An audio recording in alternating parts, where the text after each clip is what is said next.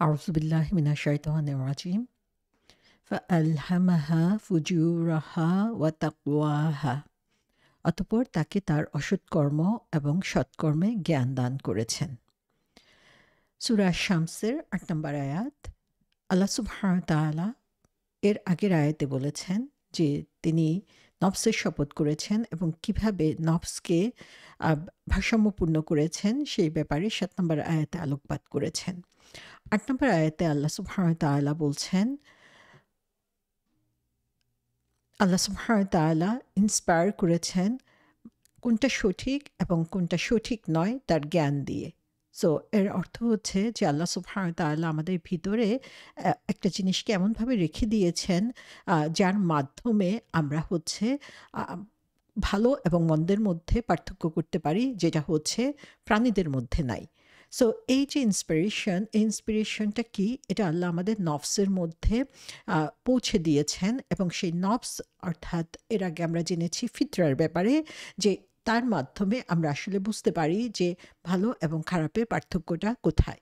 So এই যে নফস, এই নফসটা হচ্ছে আল্লাহ সুবহানাহু ওয়া তাআলার পক্ষ থেকে একটা গিফট আমাদের জন্য, এবং আমরা আগেই জেনেছি যে কিভাবে এই নফস আল্লাহর সাথে আমাদেরকে স্পিরিচুয়ালি কানেক্টেড করছে, এবং এই কানেকশনের মাধ্যমে আল্লাহ সুবহানাহু ওয়া তাআলা আমাদেরকে জানিয়ে দিচ্ছেন যে ভালো এবং মন্দের পার্থক্য কিভাবে করতে হয়।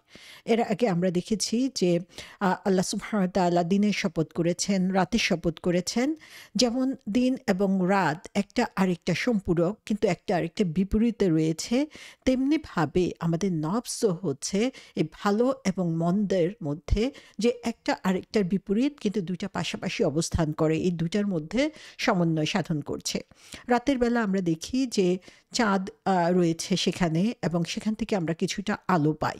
সো এখানে আমরা এর সাথে যদি কম্পেয়ার করি তাহলে বুঝতে পারি যে এখানে মানুষের কথা বোঝানো হয়েছে যে মানুষ, যদিও মানুষের মধ্যে ডার্কনেস আছে, খারাপ দিক আছে, কিন্তু তারপরেও প্রত্যেকটা মানুষের মাঝেই কিছু না কিছু ভালো জিনিস রয়েছে। যখন তারা পুরোপুরি অন্যায়ের মধ্যে নিজেদেরকে ডুবিয়ে ফেলে, তখন আমরা সেই ভালো জিনিসটা দেখতে পাই তাদের মাঝে।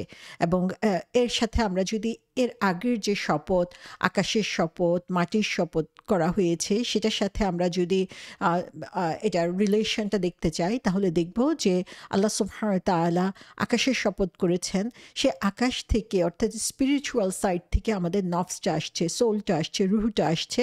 আর মাটির শপথ করেছেন আমাদের ফিজিক্যাল যে বডিটা, সেটা আসছে হচ্ছে এই মাটি থেকে, এর ইনগ্রেডিয়েন্টসগুলো আসছে মাটি থেকে। সো এই দুইটা জিনিসের সমন্বয়েই হচ্ছে আমরা হোল হিউম্যান অ্যাকচুয়ালি। সো মানুষ বলতে এই ফিজিক্যাল বডি এবং রুহ দুটাকেই বোঝায়, এবং এই দুটার সমন্বয় হচ্ছে স্পিরিচুয়াল এবং ফিজিক্যাল কানেকশন। এবং যে কারণে আমরা দেখি যে আমাদের মাঝে এবং এই সৎ এবং অসৎ দুইটা জিনিসেরই উপস্থিতি রয়েছে। সো আল্লাহ সুবহানাহু ওয়া তাআলা এর আগে বলেছেন যে সাওয়াহা, যে নফসকে তিনি প্রপোর্শন করেছেন, ভারসাম্যপূর্ণ করেছেন। সো মানুষের এই হোল হিউম্যান যে স্ট্রাকচার, সেই স্ট্রাকচারটাকে আল্লাহ সুবহানাহু ওয়া তাআলা ভারসাম্যপূর্ণ করেছেন ফিজিক্যালি, হাত পা, ব্রেইন, চোখ, সমস্ত কিছু দিয়ে। আর অন্যদিকে আল্লাহ সুবহানাহু ওয়া তাআলার সাথে কানেক্ট করার জন্য যে জিনিসটা আমাদেরকে এখানে ভারসাম্য দান করছে, সেটা হচ্ছে আমাদের নফস। এবং আল্লাহ সুবহানাহু ওয়া তাআলা আমাদেরকে যে সেন্সগুলো দিয়ে দিয়েছেন, দেখার শক্তি, শোনার শক্তি, কোনো জিনিস টেস্ট করা, গন্ধ নেওয়া, অথবা ফিল করা, এই প্রত্যেকটা সেন্সের কম্বিনেশন দিয়েই আমরা আসলে বেস্ট নলেজ অবটেন করতে পারি আল্লাহ সুবহানাহু ওয়া তাআলার কাছে। এটা হচ্ছে আমাদের ফিজিক্যাল নলেজ গেইনের ওয়ে এখানে।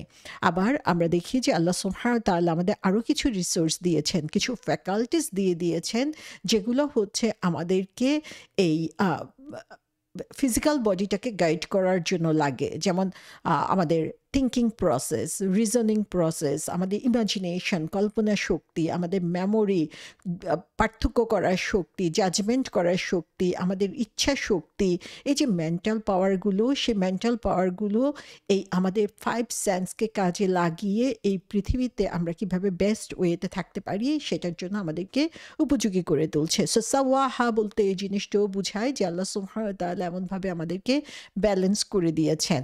এবং আল্লাহ সুবহানাহু ওয়া তাআলা তাআলা জন্মের প্রথম থেকে আমাদেরকে একজন অপরাধী করে সৃষ্টি করেন নাই, বরং এই অপরাধী আমরা হচ্ছি অথবা খারাপ দিকের দিকে আমাদের ইনক্লিনেশন বেড়ে যাচ্ছে আমাদের নিজস্ব পরিবেশ পরিস্থিতি এবং আমাদের চেষ্টার উপরে ডিপেন্ড করে। সো এখানে আল্লাহ সুবহানাহু ওয়া তাআলা এই ভারসাম্যের কথা বলার পরপরই আমাদেরকে তিনি জানিয়ে দিচ্ছেন যে আল্লাহ সুবহানাহু ওয়া তাআলা সৎ এবং অসৎ কর্মের জ্ঞান দান করেছেন এবং তার মাধ্যমে আসলে আমাদের যে এই ফিতরা আল্লাহ সুবহানাহু ওয়া তাআলা তৈরি করেছেন, যেটা হাদিসে এসেছে যে প্রত্যেককেই হচ্ছে তার ফিতরার উপরে আল্লাহ সুবহানাহু ওয়া তাআলা সৃষ্টি করেছেন, তারপরে তার পিতামাতা তাকে ইহুদি খ্রিস্টান ইত্যাদিতে পরিণত করে। সো একটা প্রাণী যেমন জন্ম হচ্ছে তখন তাকে কমপ্লিটলি আল্লাহ সুবহানাহু ওয়া তাআলা তৈরি করেন যে তার মধ্যে কোনো কিছু ঘাটতি থাকে না, তেমনিভাবে মানুষকেও আল্লাহ সুবহানাহু ওয়া তাআলা এরকম ব্যালেন্সড ওয়েতে পরিপূর্ণ জ্ঞান দান করে সৃষ্টি করেছেন। তারপরে আমরা আমাদের পছন্দ এবং পরিবেশ অনুযায়ী নিজেদেরকে পরিবর্তন করে নেই। তো এখানে ফা আলহামাহা, ফা শব্দটা বলা হয়েছে, ফা মানে হচ্ছে সো, যে কনসিকুয়েন্স, অতঃপর। সো এর আগে আল্লাহ বলছেন যে নফসকে ভারসাম্যপূর্ণ করেছেন, প্রপোর্শন করেছেন, সাওয়াহা। তারপরে তিনি কি করেছেন এই নফসকে, যে ইলহাম, তিনি বলছেন যে তাকে ইলহাম করেছেন। ইলহাম শব্দের লিটারাল অর্থ হচ্ছে কোনো কিছু গিলে ফেলা, সোয়ালো করা, গলধকরণ করা, এবং এর আরেকটা অর্থ হচ্ছে যে যখন কোনো কিছু আমাদের অন্তরের মধ্যে, হার্টের মধ্যে স্থাপন করা হয় তখন সেটাকে ইলহাম বলা হয়ে থাকে। সো আল্লাহ সুবহানাহু ওয়া তাআলা এখানে ইলহাম বলে যে লহম থেকে এসেছে, যে সোয়ালো করে, যে কোনো কিছু আমাদের ভিতরে তিনি প্রবেশ করিয়ে দিয়েছেন, সেটা এখানে বুঝানো হয়েছে। সো ইলহাম দিয়ে আমরা বুঝি যে কোনো কিছু আমাদের অন্তরের মধ্যে এমনভাবে প্রবেশ করা যার মাধ্যমে আমরা নিশ্চিত হই, সার্টেন হই, এবং এটাকে অনেকটা আমরা বলি গাট ফিলিং, যে আমার যে অনুভূতি, আমি এটা ফিল করছি যে এরকম কিছু একটা হবে। আমাদের মধ্যে অনেক সময় স্পষ্ট জ্ঞান থাকে না, কিন্তু আমরা বলি যে না, এটা করা ঠিক হবে না, এটা করা উচিত হবে না। সো এই যে গাট ফিলিং, এটাকে ইলহাম বলা হয়ে থাকে। সো এটা হচ্ছে, ইলহাম হচ্ছে এমন একটা অ্যাবিলিটি, সামর্থ্য, যেটা আমাদেরকে কোনো জিনিস বুঝতে, রিকগনাইজ করতে সাহায্য করে। সো নাফসকে দেওয়া হয়েছে আল্লাহ সুবহানাহু ওয়া তাআলা যেন এই নাফস রিকগনাইজ করতে পারে হোয়াট ইজ ফুজুর এবং হোয়াট ইজ তাকওয়া। সো এই যে ডিস্টিংগুইশ করার যে ক্যাপাসিটি, এই ক্যাপাসিটিটাই আসলে আল্লাহর অন্য সৃষ্টির সাথে আমাদের পার্থক্য তৈরি করে থাকে। সো এখানে ফা আলহামাহা, সো এটার এই নফসের মধ্যে তিনি ইলহাম করেছেন কি, ফুজুরাহা। ফুজুর, ফুজুর শব্দটা এসেছে ফা জিম রা থেকে, যেটার অর্থ হচ্ছে কোনো জিনিসকে ভেঙে খুলে ফেলা। সো এই যে কোনো জিনিসকে ফাটানো, এটার কে ওপেন করা, ফেটে যাওয়া, সেই জিনিসটাকে বোঝানোর জন্য ফাজারা শব্দটা ব্যবহার করা হয়ে থাকে। সো সেখান থেকে আমরা যদি ইসলামিক পরিভাষা অনুযায়ী ফুজুর শব্দটার অর্থ দেখি, সেটার অর্থ হচ্ছে যে এমন ধরনের কাজ, যে কাজগুলো হচ্ছে ক্লিয়ারলি আল্লাহ সুবহানাহু ওয়া তাআলার এগেইনস্টে কাজ করে, তার নির্দেশের বিরোধী যেসব কাজ, নির্দেশের বিপরীতে যেসব কাজ করা হয় সেটাকেই হচ্ছে ফুজুর বলা হয়ে থাকে। এবং সাধারণত ফুজুর যখন বলা হচ্ছে, তার মানে হচ্ছে এটা হচ্ছে মোস্ট ইমোরাল কাজ, যেটা মানুষ হচ্ছে ইম্পালসিভ হয়ে করে, সে এমনভাবে করে যেন সে এক্সপ্লোড করে, এবং সে হচ্ছে তার বাঁধন ছিঁড়ে চলে যাওয়ার একটা অনুভূতি তার মধ্যে আসে যখন মানুষ এই ধরনের কাজ করে, যে অন্যায় কাজ করার সময় সে ভালো মন্দ কোনো কিছু চিন্তা করে না, তখন সেটাকে ফুজুর বলা হয়ে থাকে। সানরাইজ, ফজরের নামাজ আমরা কখন পড়ি? সূর্যোদয়ের আগে। সো এই সূর্যোদয়ের সময়টাকে ফজর বলা হয়, কারণ হচ্ছে এই সকালের আলোটা হচ্ছে অন্ধকারকে বিদীর্ণ করে বের হয়ে আসে। সো এই বিদীর্ণ করা, নিজের যে ফিতরা, নিজের যে আমাদের অবচেতন মনে আল্লাহ সুবহানাহু ওয়া তাআলা যেই নির্দেশগুলো দিয়ে দিয়েছেন, সেগুলোর এগেনস্টে কাজ করার যে তাড়না, এটাই হচ্ছে ফুজুর।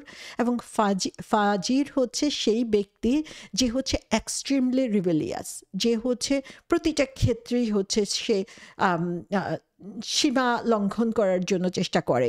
আল্লাহ সুবহানাহু ওয়া তাআলা যে বাউন্ডারি দিয়ে দিয়েছে সে বাউন্ডারি বাইরে যাওয়ার জন্য প্রতিনিয়ত সে চেষ্টা করে। এর কনসিকুয়েন্স কি হবে সেটার ভয় তার মধ্যে থাকে না। সো এখানে আমরা দেখি যে রাসূল সাল্লাল্লাহু আলাইহি ইসলামের সিরা যখন আমরা পড়ি সেখানে দেখব যে সেখানে একটা যুদ্ধের কথা বলা হয়েছে, ফিজারের যুদ্ধ।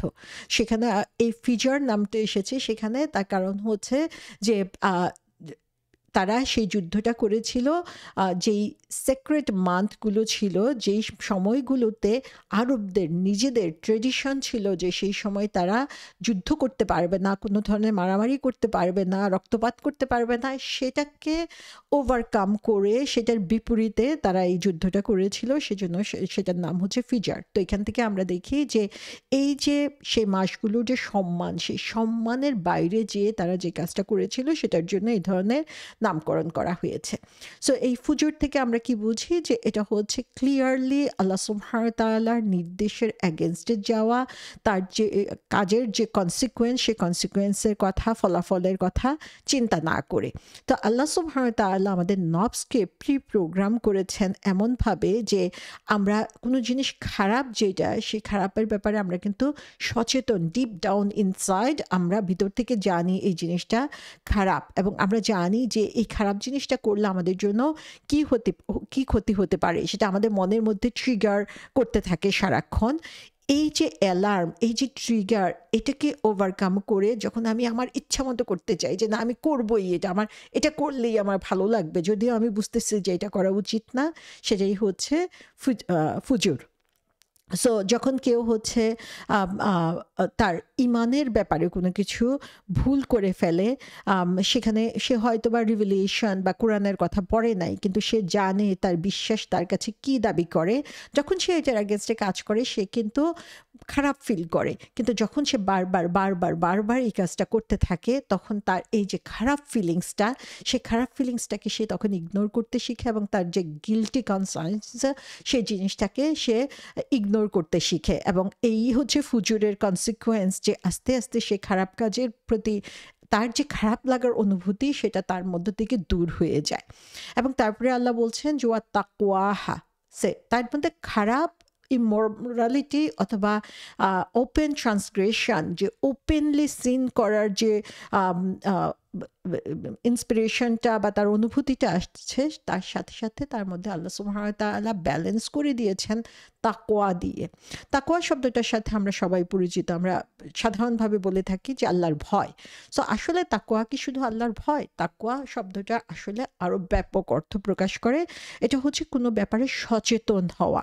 সো যখন আমরা আল্লাহ সুবহানাহু ওয়া তাআলা আমাদেরকে এই অ্যাবিলিটি দিয়েছেন যে কোনটা ভালো কোনটা খারাপ বুঝার, এবং যখন আমি এই সচেতনভাবে সেগুলোকে, খারাপ জিনিসগুলোকে অ্যাভয়েড করার জন্য চেষ্টা করব, তার কারণ হচ্ছে আমি সবসময় চিন্তার মধ্যে রাখবো যে আল্লাহ সুবহানাহু ওয়া তাআলা দেখছেন, আল্লাহ সুবহানাহু ওয়া তাআলা পাশে রয়েছেন, আল্লাহ সুবহানাহু ওয়া তাআলা জানেন যে আমি কি করছি। এই যে সারাক্ষণ সচেতন থাকা যে আল্লাহর সামনে আমাকে জবাবদিহি করতে হবে, এই সচেতনতাটাই হচ্ছে তাকওয়া।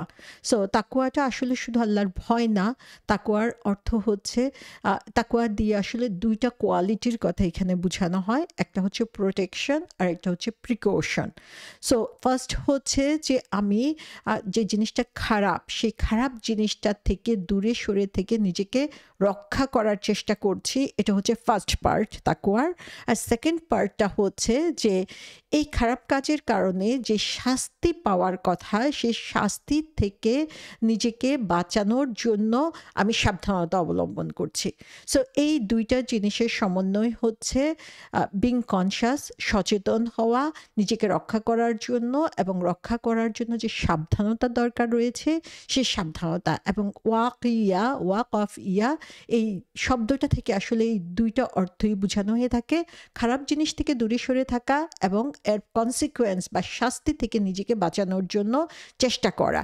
সো এটা আমরা কিভাবে করতে পারি? যে সচেতনভাবে আল্লাহ সম্পর্কে জানার মাধ্যমে, আল্লাহর আনুগত্য করার মাধ্যমে, আল্লাহ সুবহানাহু ওয়া তাআলা যে বাউন্ডারি দিয়ে দিয়েছেন সেগুলোর ব্যাপারে সচেতন হয়ে যখন আমরা কাজ করব, তখনই হচ্ছে আমরা এই তাকওয়া অর্জন করতে পারবো।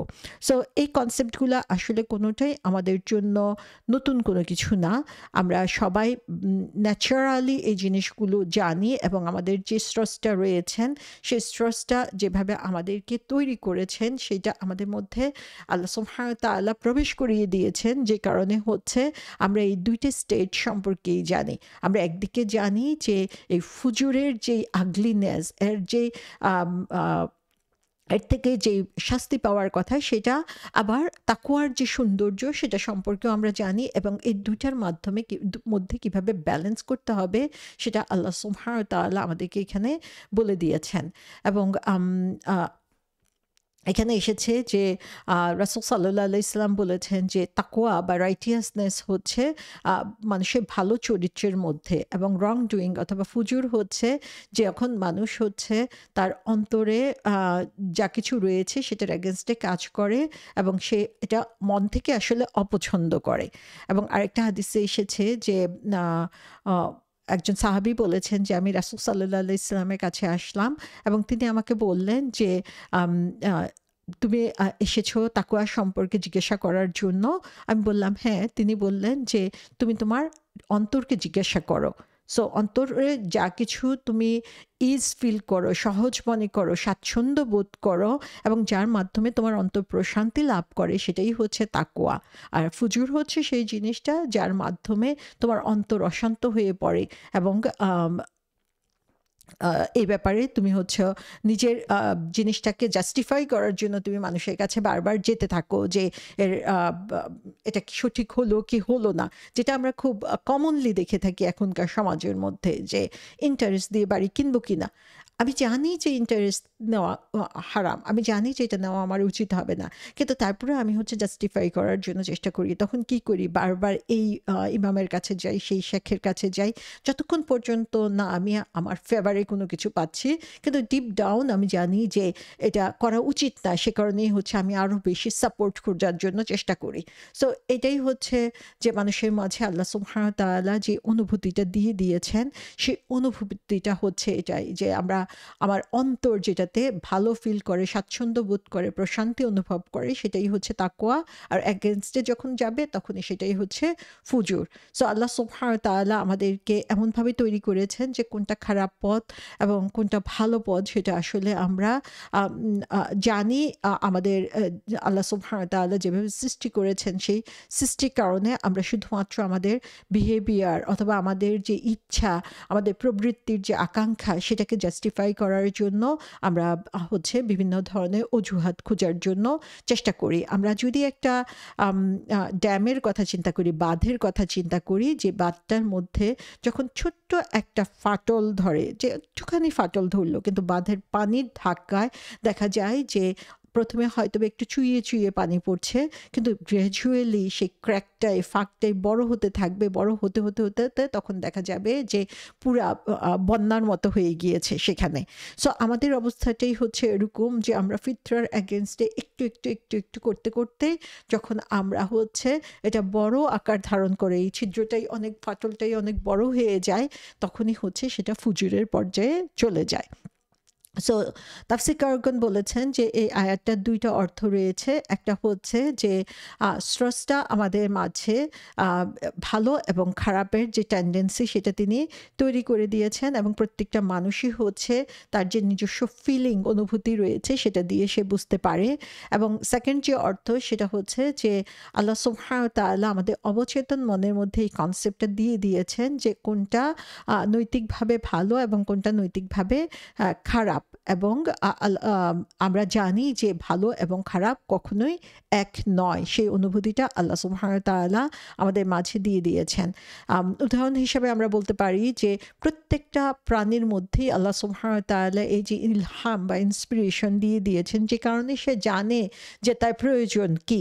একটা মাছ পানিতে যখন থাকে তাকে সাঁতার কাটতে হবে, একটা পাখি আকাশে উঠতে হবে, একটা মৌমাছি হচ্ছে ফুল থেকে মধু সংগ্রহ করবে। এই জিনিসগুলো জিনিসগুলো হচ্ছে তাদের এই নেচারের মধ্যে আল্লাহ সুবহানাহু ওয়া তাআলা দিয়ে দিয়েছেন। কিন্তু মানুষকে যে ক্যাপাসিটিটা দিয়ে দিয়েছেন সেটা হচ্ছে যে অ্যানিমেল হওয়া সত্ত্বেও, যে একটা প্রাণী হওয়া সত্ত্বেও তার মধ্যে আল্লাহ সুবহানাহু ওয়া তাআলা হায়ার কোয়ালিটি দিয়েছেন এই ভালো এবং মন্দের মাঝে যে ডিফারেন্স, সেই ডিফারেন্সটা বুঝানোর মাধ্যমে। সো আল্লাহ সুবহানাহু ওয়া তাআলা আমাদের জীবনের প্রতিটা সময়ে, প্রতিটা স্থানে, প্রতিটা স্টেজে হচ্ছে এই ভালো এবং খারাপের অনুভূতি আমাদের মাঝে এনে দেন। আমরা যখন এই ইলহাম বা আমাদের এই ইন্সপিরেশন অনুভূতির ডাকে সাড়া দিয়ে আল্লাহ সুবহানাহু ওয়া তাআলার নির্দেশ অনুযায়ী কাজ করব, তখনই হচ্ছে আমরা তাকওয়া অর্জন করতে পারবো। ইবনে আব্বাস রাদিয়াল্লাহু আনহু থেকে বর্ণিত যে তিনি বলেছেন, ফালহামাহা ফুজুরাহা ওয়া তাকওয়াহা, এর অর্থ যে আল্লাহ সুবহানাহু ওয়া তাআলা আমাদের অন্তরে যে ভালো এবং খারাপ গুণ দিয়ে দিয়েছেন বা অনুভূতি দিয়ে দিয়েছেন, সেটা এখানে বুঝানো হয়েছে। এবং অন্যান্য তাফসীরকারগণ সেটাকে সাপোর্ট দিয়েছেন। তারা বলেছেন যে এটা হচ্ছে এক ধরনের ইন্সপিরেশন, এক ধরনের অন্তরের যে অনুভূতি, সেটার কথা এখানে বলা হয়েছে। সো আমরা দেখি যে আমাদের মুসলমানদের মধ্যে স্পেশালি আমরা যদি খেয়াল করি, অন্যদের মাঝে অনুভূতি রয়েছে কিন্তু সেটা কিভাবে এক্সপ্রেস করতে হবে তারা জানে না। কিন্তু আমাদের মধ্যে দেখি যে আমরা যখনই খারাপ কোনো কিছু করি তখনই আসলে মানুষের কাছে যাই, যারা হচ্ছে নলেজেবল, যারা আলেম বা শেখ, তাদের কাছে যাই যে এটার সলিউশন খোঁজার জন্য। কারণ তাকওয়া আমাদেরকে এই কাজটার প্রতি উদ্বুদ্ধ করে এবং এই কাজগুলোর দিকে এগিয়ে নিয়ে যায়। সো আমরা দেখি যে এর আগের যে সূরা আল বালাদের মধ্যে আল্লাহ সুবহানাহু ওয়া তাআলা বলে দিয়েছেন যে আমি কি তোমাকে চোখ দেই নাই, আমি কি তোমাকে জিহ্বা, দুইটা ঠোঁট দেই নাই, যে এগুলো হচ্ছে আমাদের জন্য আল্লাহ সুবহানাহু ওয়া তাআলা উপকরণ হিসেবে দিয়ে দিয়েছেন যা আমাদেরকে সঠিক পথে নিয়ে যাবে। এবং সেজন্য আল্লাহ বলে দিয়েছেন যে সূরা বালাদের 10 নম্বর আয়াতে যে আমি তোমাদেরকে দুইটা পথ দেখিয়ে দিয়েছি। সো এই দুইটা পথ হচ্ছে, একটা হচ্ছে ফুজুর আর একটা হচ্ছে তাকওয়ার। সো এখানে আমরা দেখি যে আরও কিছু ঘটনার মাধ্যমে এই জিনিসটাকে তাফসীরকারগণ ব্যাখ্যা করেছেন এইভাবে। একজন আবুল আসওয়াদ আল দিলি তিনি বলেছেন যে ইমরান বিন হোসাইন আমাকে বললেন যে তুমি কি মনে করো যে মানুষ যা করে, মানুষ যার জন্য হচ্ছে সারাক্ষণ সংগ্রাম করে যাচ্ছে, চেষ্টা করে যাচ্ছে, এগুলো তার জন্য আগে থেকেই নির্ধারিত? আর এটা এমন জিনিস যেটা যখন তার কাছে নবীর কাছ থেকে মেসেজ এসেছে, কোরআনের কথা এসেছে, তারপরে হচ্ছে এটা রিটেন হয়েছে, তার জন্য লিখা হয়ে গিয়েছে। তখন আমি বললাম যে অবশ্যই এটা হচ্ছে আগে থেকেই পূর্ব নির্ধারিত। তখন তিনি বললেন যে এটা কি তাহলে ইনজাস্টিস হচ্ছে? তখন আমি খুব ভয় পেয়ে গেলাম এবং আমি তাকে বললাম যে আল্লাহ সুবহানাহু ওয়া তাআলা যা সৃষ্টি করেছেন এবং যা কিছু এর মধ্যে রয়েছে সমস্ত কিছু তার হাতের মধ্যে, এবং তিনি যা করেন সে ব্যাপারে তাকে জিজ্ঞাসা করা হবে না, বরং তার সৃষ্টিকে জিজ্ঞাসা করা হবে।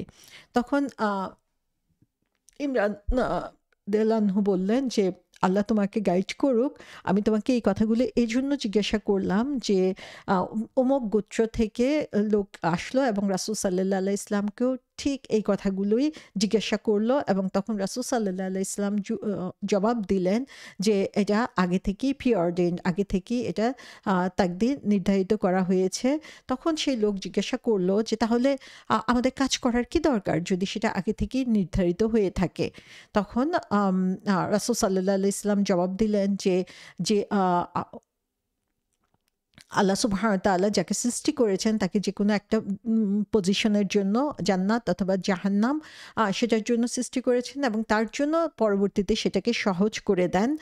এবং এর প্রমাণ হিসেবে তখন তিনি বললেন এই সূরা শামসের এই দুইটা আয়াত, ওয়া নাফসি ওয়া মা সাওয়াহা ফাআলহামাহা ফুজুরাহা ওয়া তাকওয়াহা, যে আল্লাহ সুবহানাহু ওয়া তাআলা তাদেরকে রাস্তা দেখিয়ে দিয়েছেন। একটা বর্ণনায় এসেছে আবু হুরায়রা এবং ইবনে আব্বাস রাদিয়াল্লাহু আনহু থেকে বর্ণিত যে রাসূল সাল্লাল্লাহু আলাইহি ইসলাম যখনই সূরা আশ-শামসের ৭ এবং ৮ নম্বর আয়াত পড়তেন তখনই তিনি থেমে যেতেন এবং তখনই তিনি সাথে সাথে দোয়া পড়তেন।